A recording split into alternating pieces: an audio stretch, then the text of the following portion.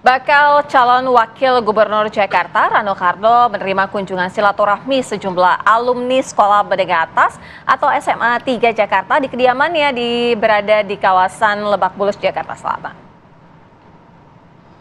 Ya, dalam pertemuan ini mantan wakil gubernur Banten ini mendiskusikan sejumlah hal dalam dunia pendidikan, terutama terkait arah pendidikan Jakarta ini mau dibawa kemana ke depannya, serta juga harapan-harapan terkait dunia pendidikan di Jakarta.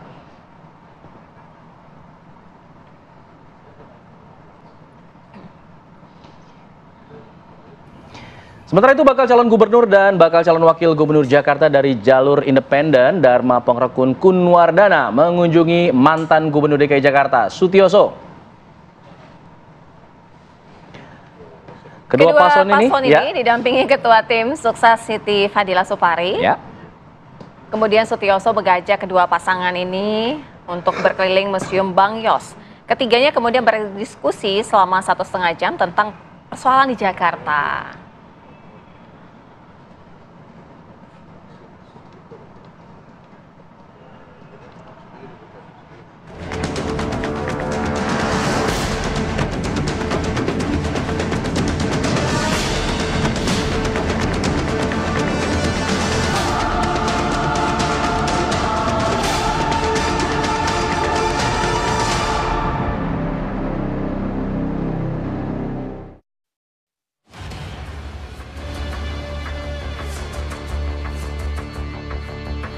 Genderang perang antar kontestan yang maju di Pilkada Jakarta sudah mulai ditabuhkan. Beberapa kandidat kini mulai gencar belusukan, mengobrol janji demi menarik simpati. Selain masif menawarkan gagasan, masing-masing paslon juga mulai melontarkan perang urat saraf untuk memenangkan pertarungan.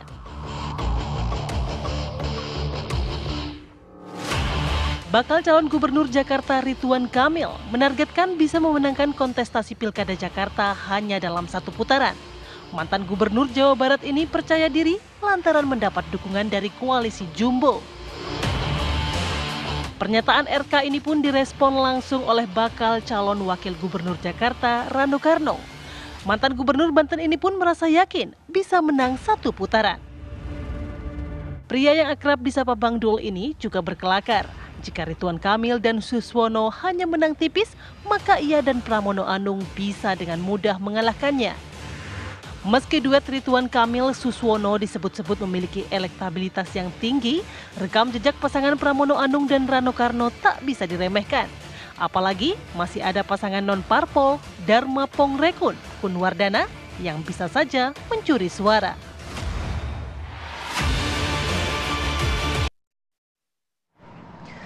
Saling klaim bisa menang 1 putaran boleh-boleh saja, tapi apa kemudian strateginya untuk bisa memenuhi sesumbar itu? Nah, sudah hadir bersama kami pemirsa sejumlah narasumber yang akan menjelaskan kepada Anda, khususnya untuk warga Jakarta. Sudah hadir Bang Ciko Hakim, juru bicara Pramono Anung dan juga Rano Karno. Selamat pagi. Selamat pagi Bang Ciko. Waalaikumsalam warahmatullahi wabarakatuh. Lalu di sebelahnya ada Bang Henry Satrio, pengamat politik pada pagi hari ini. Selamat pagi. Selamat pagi Bang. Henry. Melalui sambungan Zoom sudah bergabung bersama kami ada Bang Fernando Silalahi selaku juru bicara dari Dharma Pongrekun Kunwardana. Selamat pagi Bang Fernando. Selamat pagi. Selamat pagi. Selamat pagi.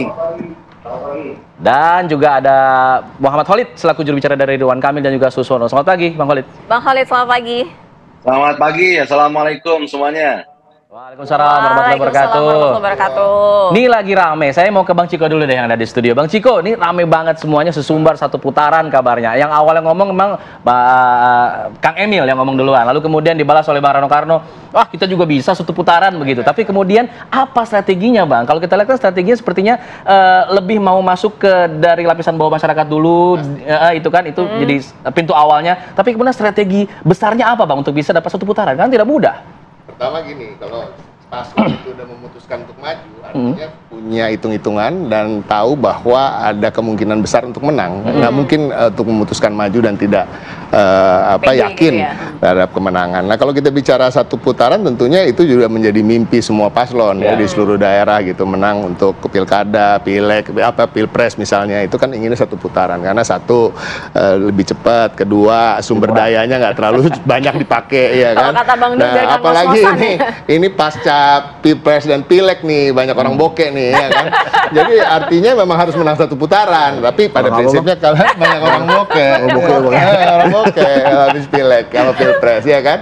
Tapi artinya gini, tentunya dibarengi dengan program-program yang kita anggap memang dekat dengan masyarakat, yang bisa menjawab tantangan-tantangan DKJ ke depan, yang bisa menjawab problematika masyarakat Jakarta yang begitu beragam dan lain-lain. Nah, ini yang tentunya ketika kita turun ke bawah beberapa minggu terakhir ini, awalnya tentu bukan hanya sekedar kampanye atau sosialisasi, tapi juga menyerap aspirasi. Ya, kita harus tahu dulu masalahnya. Kadang-kadang kan kalau kita menciptakan solusi hanya dari data saja, data itu penting ya.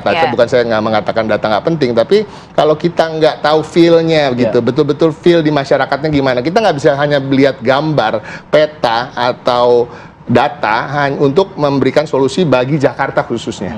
Karena Jakarta walaupun satu kota, karakteristik masyarakatnya Jakarta Timur berbeda, Jakarta Selatan berbeda, Utara berbeda. Artinya turun ke bawah itu untuk menyerap aspirasi sambil juga memformulasikan gagasan-gagasan yang tepat untuk menjawab tantangan-tantangan itu. Jadi agak sulit nih kalau orang dari Jawa Barat gitu misalnya ya, kan? Yang jago data, arsitek, yang tangguh dan lain-lain. Tapi kalau nggak pernah tinggal di sini lama, kita nggak tahu. Kalau Mas Pram ini kan hari-harinya naik sepeda, ya hampir setiap pagi dia naik sepeda puluhan kilometer untuk mengetahui kemudian jalan-jalan yang rusak, bagaimana karakter masyarakat Jakarta yang ada di daerah ini, daerah itu, makanannya apa, ya kan, senengnya apa, ibu-ibunya senengnya dikasih apa, ya kebutuhannya pun berbeda-beda. Jadi itu satu. Yang kedua, ya kita punya program-program unggulan tentunya. Satu, kalau kita bicara soal keamanan, kita bicara soal CCTV di setiap sudut kota, ya kan.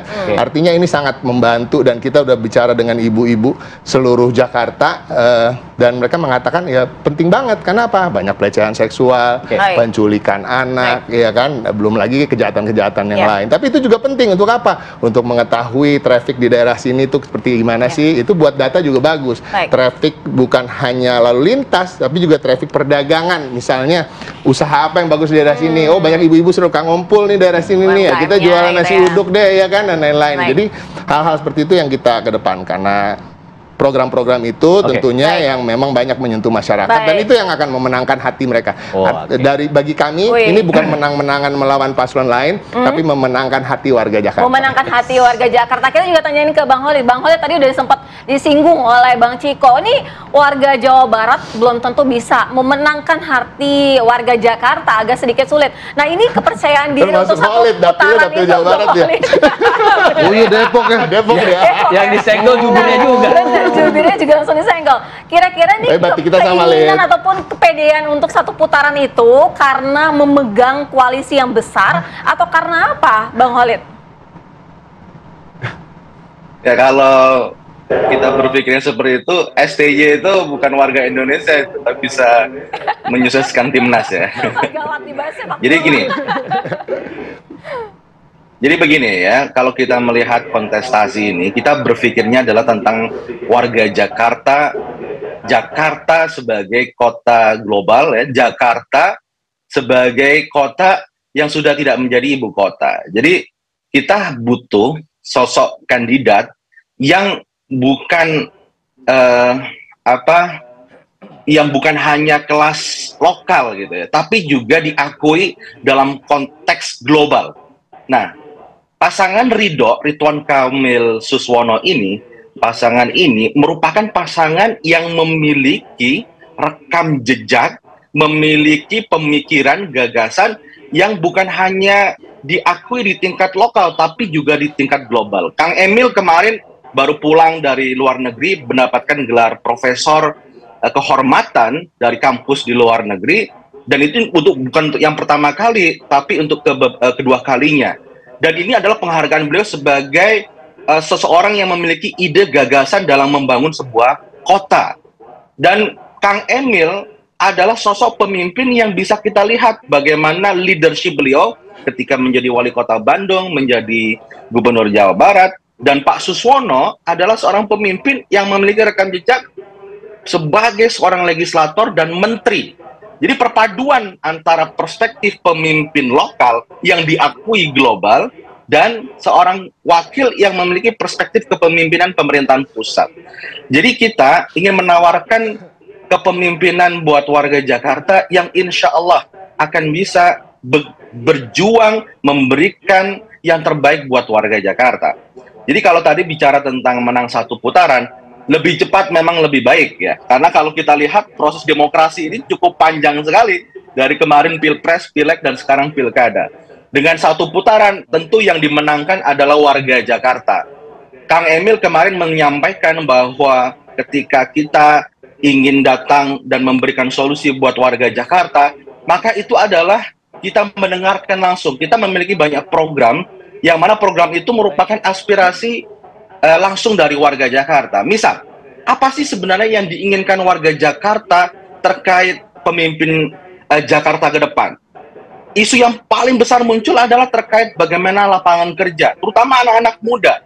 Anak-anak muda kita ini semakin sulit sekali cari kerja. Nah, inilah yang akan menjadi salah satu agenda besar dari pasangan Ridho, bagaimana menciptakan lapangan kerja yang berkualitas, bagaimana menciptakan lapangan kerja khususnya untuk anak-anak muda. Kang Emil memiliki sebuah kompetensi dalam menciptakan ekonomi kreatif. Ekonomi kreatif itu memiliki 17 subsektor, yang mana itu akan bisa menciptakan lapangan kerja yang begitu besar. Kemudian apalagi? Mengatasi banjir, mengatasi kemacetan. Kita ingin memadukan antara konsep public transportation yang terintegrasi, dan juga bagaimana konsep integrasi dengan rumah hunian yang layak. Jadi bagaimana rumah hunian itu bisa dekat dengan aktivitas kegiatan ekonomi. Jadi perpaduan antara transportasi publik yang terintegrasi dengan rumah hunian yang dekat dengan aktivitas ekonomi. Itu akan bisa menjadi perpaduan. Apa yang sudah bagus di zaman Gubernur Anies Baswedan, itu kita lanjutkan terkait Jaklingko itu. Kita tambah armadanya, rutenya. Tapi kita juga akan integrasikan dengan rumah yang terjangkau dan layak, yang dekat dengan aktivitas ekonomi. Itu salah satunya. Dan inilah kita ingin tawarkan solusi yang konkret buat warga Jakarta.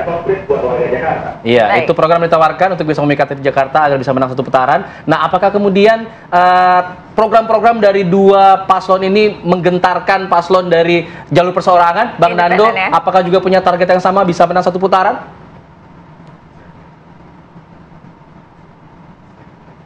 Pak Fernando, silakan. Ya, halo.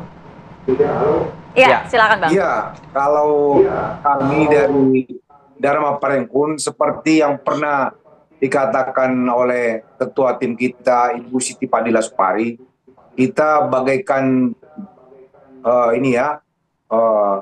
Daud melawan Goliat. Jadi apa yang dikatakan tadi dari paslon Ridwan Kamil, ya, maupun dari ini paslon yang diusung oleh Bang Ciko, ya, itu sudah kita rangkum dalam program-program kita. Apalagi calon independen Pak Dharma itu kan lama di kepolisian, dia mengerti situasi Jakarta ini seperti apa, ya, dia pasti bisa melihat bagaimana situasi, termasuk saat tadi kata Bang Ciko itu, keamanannya, justru kita butuh seorang pemimpin yang mengetahui bagaimana sekarang Jakarta ini kayaknya banyak yang tidak amannya, gitu loh. Ya, jadi kita justru membutuhkan pemimpin yang mengerti, yang melihat langsung. Karena Pak Dharma sudah langsung ke masyarakat, mendengar, ya, datang kepada masyarakat. Jadi tidak hanya sekedar wacana-wacana saja kita nih. Jadi kita sih yakin kalau Pilkada Jakarta ini bisa kita menangkan dalam satu putaran. Walaupun kita jalur independen, ya, kita tidak didukung oleh partai-partai. Tapi kita semua tim relawan dari Dharma Parengkun meyakini kita bisa menang dalam satu putaran. Karena masyarakat sudah rindu sosok pemimpin yang mungkin dikatakan, ya, kita coba ini dari jalur independen. Karena kalau mungkin dari jalur partai nanti nggak nyampe langsung, ya, ada sekat-sekatnya. Tapi kalau dari independen langsung kepada gubernurnya. Jadi saya yakin, kita yakin semua tim ini, Pak Dharma Paring pun bisa menang satu putaran untuk Pilkada Jakarta. Baik, itu. ini luar biasa loh. Rabu pagi semuanya positive vibes banget. Benar-benar optimis semuanya, bisa yakin menang satu putaran. Kalau dari Bang Hensat melihatnya, ini bisa tidak terjadi dalam satu putaran di Pilkada Jakarta? Kalau kita lihat biasanya kan kalau ada 3 paslon itu agak cenderung susah kan, Bang? Jawab nih. Jawab dong. Nanti banget. Saya udah dekat nih anak-anak tuh kan. Udah nanti banget. Jadi gini, ini dalam disertasi saya itu kemenangan paslon itu sangat tergantung dengan momentum politiknya. Momentum politiknya itu bisa didapat nggak? Kalaupun ada, bisa dipakai nggak? Gitu. Nah, per hari ini momentum politiknya itu belum kelihatan karena masing-masing kan masih melakukan pendekatan-pendekatan. Kemudian juga warga Jakarta juga masih memilah-milah nih kira-kira siapa yang akan dijagokan. Kalau secara popularitas Rano Karno mungkin unggul gitu ya. Kemudian secara dukungan pemerintah, perspektifnya atau persepsinya Ridwan Kamil mungkin unggul. Tapi dari sisi kebebasan bergerak ya mungkin Bang Dharma nih. Jadi masing-masing tuh punya keunggulan-unggulan. Tapi kalau nanti datang momentumnya, kemudian bisa dimanfaatkan, yang memanfaatkan itu menang. Tapi sebelum kita masuk ke era program-program, menurut saya yang perlu diperhatikan dan perlu diingat oleh para paslon ini adalah jaga lisan. Karena seringkali di Jakarta itu, gara-gara nggak jaga lisan, itu jadi kalah tuh. Dan sampai hari ini dari 2 mitos yang ada kan sudah terbukti satu mitos nih, bahwa Jakarta tuh nggak boleh Gubernur Jakarta itu nggak pernah 2 periode ya. Yang Mas Anies nggak ikut kan berarti terbukti lagi nih mitosnya. Tapi lebih dari itu adalah bagaimana warga Jakarta tuh mengkritisi para calon gubernurnya. Jadi hati-hati sekali dengan program-program yang harus atau yang akan ditawarkan ke warga Jakarta. Karena mereka kan bertanya balik gitu. Ini maksudnya apa? Ini buat siapa? Kenapa perlu ada begini? Kan kalau ditanya programnya hampir sama semuanya gitu. Kecuali Bang Dharma memang dia mengedepankan keamanan. Gitu ya. Kalau Mas Pram dan Bang RK gitu ya, itu sama aja programnya. Hanya nanti bagaimana pelaksanaan di lapangan. Tapi menarik tadi Mas Holid bilang programnya Anies Baswedan akan diteruskan gitu. So artinya memang dalam berbagai survei kan Anies masih nomor 1 waktu itu ya. Sekarang sih udah nggak lagi. Artinya memang ada kelompok segmen masyarakat Jakarta yang menginginkan beberapa program Anies juga dilakukan. Baik. Terus yang menarik lagi adalah yang menarik lagi? Iya, potong dulu. Ini dikit. Semuanya masih bicara tentang Persija Jakarta. Semuanya bicara tentang Jakmania. Padahal itu hal yang penting, tapi masih ada lagi yang penting. Bukan lebih penting, penting. Yang penting lainnya. Kita tahan dulu, usai jeda kita kembali saat lagi. Tetap sini Dia Apa Kabar Indonesia Pagi.